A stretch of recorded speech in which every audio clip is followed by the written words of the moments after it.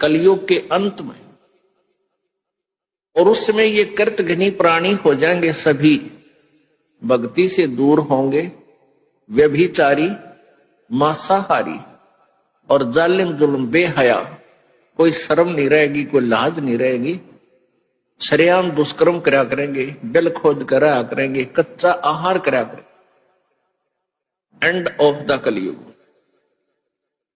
जमीन उपजाऊ नहीं रहेगी, 4.5 फुट तक जमीन का उपजाऊ अंश खत्म हो जाएगा। यानी 3 हाथ, लगभग 4.5 फुट तक उपजाऊ अंश जमीन का समाप्त हो जाएगा। कोई भी फलदार वृक्ष नहीं उगेंगे, ना कोई फसल होया करेगी, और वर्षा नहीं होया करेगी। प्रदूषण इतना हो जाएगा कि वर्षा ऐसे होगी जैसे ओस गिरा करे, और सभी प्राणी कच्चा ही गोश्त मांस खाया करेंगे। उस समय लास्ट ऑफ द कलयुग, एंड ऑफ द कलयुग में, कलयुग के अंत में 20 वर्ष की आयु मनुष्य की रह जाएगी, मानव की। और उसमें से 5 खंड बताए हैं सूक्ष्म वेद में, यानी 15 वर्ष की आयु में जन्म भी हो लेगा, जवान भी हो लेगा, और गर्भारी भी हो लेगा, और मृत्यु को भी प्राप्त हो लेगा। 5 वर्ष की लड़की को संतान होनी प्रारंभ हो जाया करेगी, और सभी प्राणी बहुत ठगने से हो जाएंगे, 1.5-2 फुट के आसपास इनका कद रह जाओ। उस समय ये कृतघ्नी प्राणी इतने हो जाएंगे, बहुत घने।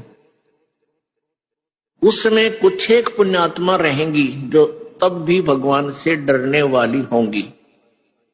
वो होंगे ऐसे ही, मांसाहारी भी होंगे, लेकिन जगह भगवान की अवश्य होगी।